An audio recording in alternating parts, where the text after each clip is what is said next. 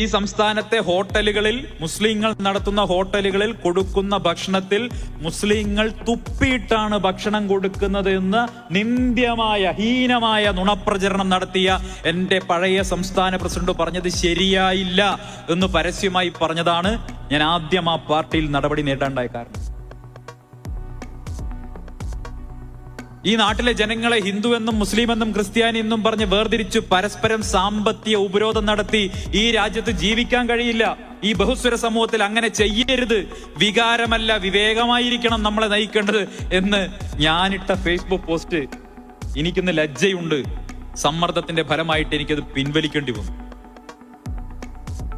എനിക്കൊന്ന് ഭയമായിരുന്നു. കാരണം ഒരു ചെകുത്താൻ കൊട്ടയ്ക്കകത്താണ് നിൽക്കുന്നത്. ജയിലിനകത്ത് കിടക്കുമ്പോൾ ജയിൽ സൂപ്രണ്ട് പറഞ്ഞത് കേട്ടേ മതിയാവും, ഇല്ലെങ്കിൽ 2 കൂടുതൽ കിട്ടും, വൈകുന്നേരം ഭക്ഷണവും കിട്ടില്ല. ആ അവസ്ഥയായിരുന്നു. ലക്ഷദ്വീപില് ജനങ്ങൾ മുഴുവൻ മയക്കുമരുന്ന് കച്ചവടക്കാരും മതതീവ്രവാദികളുമാണെന്നും 3000 കോടിയുടെ ആയുധം കണ്ടെത്തി, മയക്കുമരുന്ന് കണ്ടെത്തിയെന്നും പഴയ പാർട്ടിയുടെ സംസ്ഥാന പ്രസിഡന്റ് പറഞ്ഞപ്പോ ലക്ഷദ്വീപിലെ ജനങ്ങളും ഇന്ത്യക്കാരാണ്, അവരെ അപരവൽക്കരിക്കുകയും അന്യവൽക്കരിക്കുകയും ചെയ്യരുത്, അവരെയും ചേർത്തു പിടിക്കണം, അവരും ഇന്ത്യക്കാരാണെന്ന് പറഞ്ഞ് പരസ്യമായി പറഞ്ഞയാളാണ് ഞാൻ. അതിന്റെ പേരിൽ വേട്ടയാടപ്പെട്ടയാളാണ്. മലയാളത്തിന്റെ മഹാനടൻ മമ്മൂട്ടിക്കെതിരെ അതിഹീനമായിട്ടുള്ള വർഗീയ പ്രചരണം നടന്നപ്പോ അതിൽ നിന്നും മാറി നിന്നത് ഞാൻ ചെയ്ത തെറ്റാണ്. പ്രിയപ്പെട്ടവരെ, ആ ഇക്കോസിസ്റ്റത്തിന്റെ ഭാഗമായി നിൽക്കുമ്പോ പല കാര്യങ്ങളും പറഞ്ഞിട്ടുണ്ട്. അതിനുള്ളിൽ നിൽക്കുന്ന മഹാഭൂരിപക്ഷം സാധാരണക്കാരായിട്ടുള്ള മനുഷ്യരും വാസ്തവത്തിൽ അവരെല്ലാവരും ഈ സമൂഹത്തിൽ ഇടപഴകി ജീവിക്കാൻ ആഗ്രഹിക്കുന്ന ആളുകളൊക്കെ തന്നെയാണ്. എനിക്കൊരു സംശയവും കാര്യത്തിലില്ല. ഇന്നല്ലെങ്കിൽ നാളെ അവരൊക്കെ ഇതൊക്കെ തിരിച്ചറിഞ്ഞ് ഇപ്പൊ പോയിക്കൊണ്ടിരിക്കുന്ന ആ മാർഗം ശരിയല്ല എന്ന് തിരിച്ചറിഞ്ഞ് ശരിയായ രീതിയിലേക്ക് വരുമെന്ന പ്രതീക്ഷയാണ് എനിക്കുള്ളത്. സമയമെടുക്കും. വലിയ തോതിൽ ധനസമ്പത്തുള്ള, പണം കൊണ്ട് എന്തിനേയും വാങ്ങാൻ സാധിക്കുമെന്ന അഹങ്കാരമുള്ള ഒരു വലിയ സംവിധാനത്തിനെതിരെ പോരാടിക്കൊണ്ടാണ് ഞാൻ പുറത്തു വന്നത്. പല ആളുകളും ചോദിച്ചു, നിങ്ങൾ എടുത്തത് തെറ്റായ ഡിസിഷൻ ആയിരുന്നില്ലേ ഇതുപോലെ ഒരു വലിയ സംവിധാനത്തിന് പുറത്തു വരുന്ന സമയത്ത്?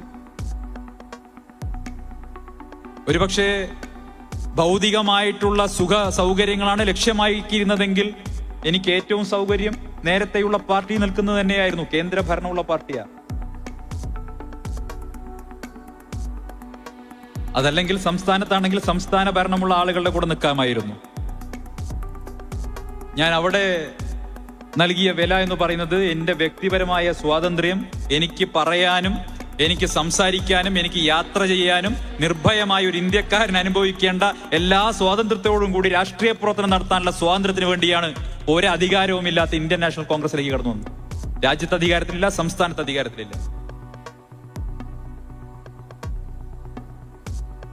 മനുഷ്യൻ എപ്പോഴും ആഗ്രഹിക്കുന്നത്, ഞാൻ മനസ്സിലാക്കുന്നത്, ഈ ബന്ധനം കാഞ്ചന കൂട്ടിലാണെങ്കിലും അല്ലെ, ബന്ധനം തന്നെയാണ് പാരില്. നിങ്ങൾ സ്വർണത്തിന്റെ കൂട്ടിൽ ഇങ്ങനെ ഇട്ടിട്ട് കാര്യമൊന്നുമില്ല. അതുകൊണ്ടാണ് ഞാൻ ചോദിച്ചപ്പോൾ ഞാൻ പറയണ്ടായി, നേരത്തെ പല സ്ഥലങ്ങളിൽ പറഞ്ഞിട്ടുണ്ട്, നിങ്ങളെ റോങ് ചോയ്സ് ആയിപ്പോയി, നിങ്ങൾക്ക് CPM പോയി കഴിഞ്ഞാൽ ഒരുപാട് ഗുണങ്ങൾ കിട്ടായിരുന്നു, സൗകര്യങ്ങൾ കിട്ടായിരുന്നു എന്നൊക്കെ പറയുന്നു. അപ്പൊ ഞാൻ പറഞ്ഞു, എനിക്ക് 20 വർഷം ജീവപര്യന്തം അനുഭവിച്ച് എനിക്ക് വിയ്യൂര് ജയിലിൽ നിന്ന് കണ്ണൂർ ജയിലിലേക്ക് ട്രാൻസ്ഫർ അല്ല വേണ്ടത്. എനിക്ക് പുറത്തിറങ്ങി പോവാണ് വേണ്ടത്, സ്വാതന്ത്ര്യമാണ് വേണ്ടത്. പ്രിയപ്പെട്ടവരെ, ഈ നാട്ടിലെ ജനങ്ങളെ ഭിന്നിപ്പിക്കുന്ന രാഷ്ട്രീയമുണ്ടല്ലോ, ജനങ്ങളെ തമ്മിൽ തെറ്റിക്കുന്ന, മനുഷ്യനെ മതത്തിന്റെ പേരിൽ തെറ്റിക്കുന്ന രാഷ്ട്രീയത്തിന്റെ ഏറ്റവും നെറികെട്ട ഉദാഹരണങ്ങൾ ഈ കഴിഞ്ഞ ദിവസങ്ങളിൽ നമ്മൾ കാണുകയാണ്. 2 ദിവസം മുൻപ്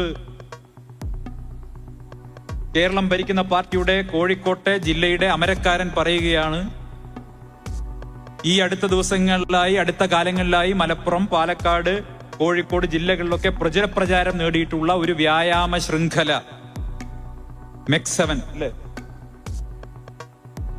അത് തീവ്രവാദ പ്രവർത്തനമാണ് എന്ന് പറയുകയാണ്.